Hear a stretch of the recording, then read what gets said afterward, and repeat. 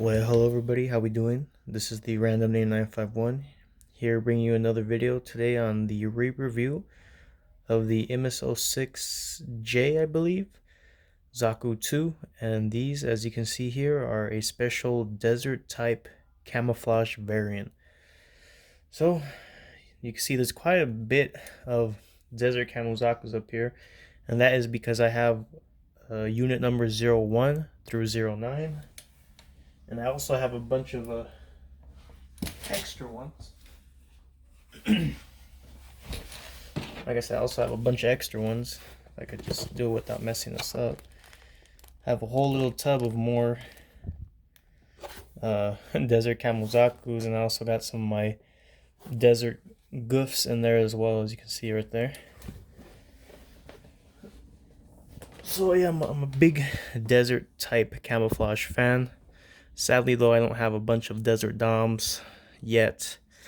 Not sure if I'll ever get into the desert doms, but I do like how the desert kind of brown color looks on the figures. So let's take a look at the desert camel Zaku up close. You can see here, compared to the standard American version Zakus, he does have a kind of graphite black color to his weapons. So normally what these Zakus come with is they come with their Zaku 2 machine gun, they come with the Magella top tank cannon, and they come with the Zaku bazooka, all in the graphite black color. Specifically this variant. I don't know any other American release variant other than probably Johnny Ridden's Zaku 2, the high mobility version, and that comes with the big row. Yeah, I think it's the big row. Is it the big row? Yeah, I think it comes with the big row armor or the Zaccarello. I can't remember. That would be the only other one I think comes with the graphite black weapons. All the other Zakus that are American release come with the gray colored weapons. He also comes with a heat hawk, and you notice here on his little heat hawk like chain link, you know, that heats up the heat hawk, that's also graphite black.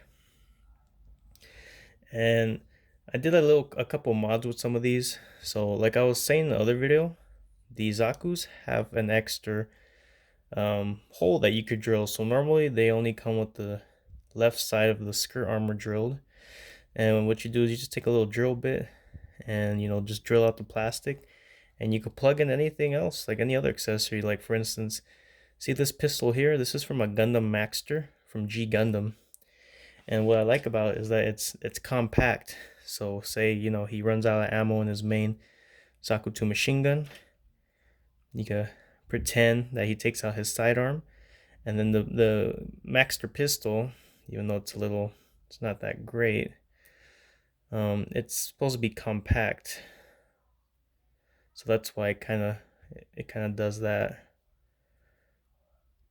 But see if I could do that without,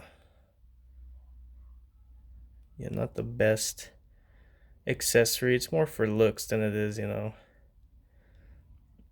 than the Zaku using it. But then you can see here he has like it looks like a little 6-shot revolver. So it looks pretty cool. Has a little sidearm.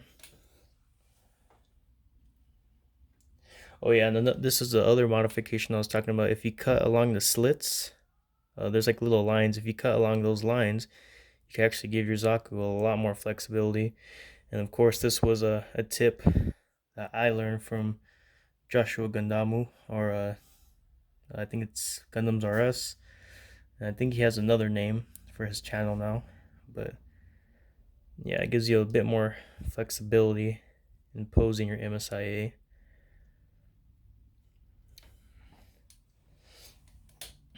So that's kind of cool. You can see here, again, these are all 1 through 9 units. So I mean, it's a whole unit. There is an extra one I have here, and I want to show you guys this. This is the Japanese variant of the Desert Camel Zaku. And yes, there is a Japanese variant. It's very I would say it's more on the rare side. It's not uncommon. It's more rare. There are some for sale on eBay, but they're pretty pricey. I think I got this one from Joshua Gandamo through a trade. But yeah, there's subtle differences. The one big difference is the paint. So as you can see here, the standard Desert Camel Zakus have a gloss finish, almost like a sealant that covers the paint. It's still a very nice paint job, but the Desert Camo Zaku, or the Japanese versions, actually have like a matte finish. So I don't think it's gonna scratch off very easy, but it does have that matte finish. It's a little different. You can see here they went more detailed in the eye. It's more like it's sculpted or molded, I think. It's a bit different. I think it's more detailed. It came out a lot nicer. And then when you compare it to like the US version, it's just like a little glob of paint. It doesn't look as nice, in my opinion. See that? Let's take a look at another one. This one has a bit nicer, mono eye, but still not as good or professional looking as the one is the Japanese one. And like it looks just spot on, really, really, really clean. The other thing with the Japanese Kamozaku is there is no insignias or unit numbers. As you can see here, got the Xeon insignia as well as the unit number. This is 08. There is some panel lining, not much, but there is a little bit of panel lining that differences from the American and the Japanese. So you can see here on the right is the American. It has the red rectangle, the Xeon insignia, some red panel lining, and some sort of ranking on the shoulder. Again, the insignia on here, and the little danger like signs or insignias on the feet. And then you have some red panel lining on here, and that's about it. So we take a look at the Japanese one. You can see here, no red panel lining here, but they seem to put it around the leg, a little different there. No danger insignias, little triangle here, some little red panel lining on the waist. That's just some dirt. You can see there's a little panel lining on the thigh here for some reason. And yeah, not really too much crazy, but I do prefer the Japanese one just because it looks a lot, I think it looks cleaner. The paint job looks a lot better in the matte color. Looks very nice.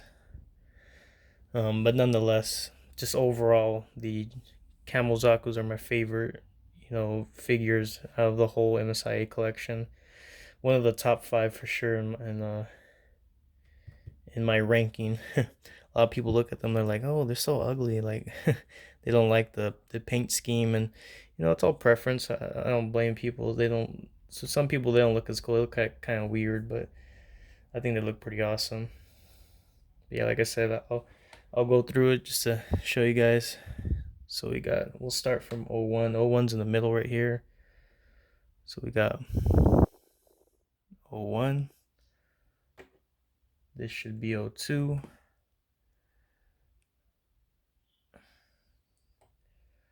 We got 03.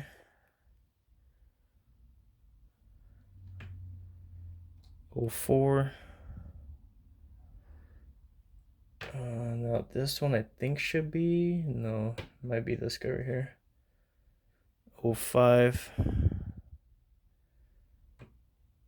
And then this is 06 right here. I want to say this should be 07. And this guy's 08, I believe. And then, of course, last but not least, 09.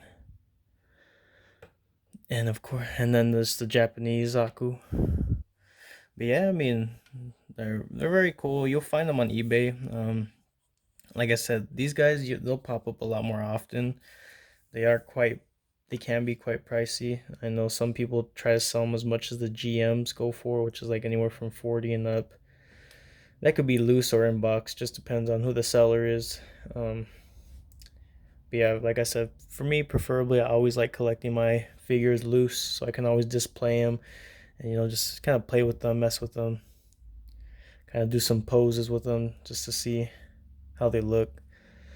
But yeah, guys, that's the Desert Camo Zaku variant, and hopefully you enjoyed the re-review. I'll be doing some more of these later on within the week.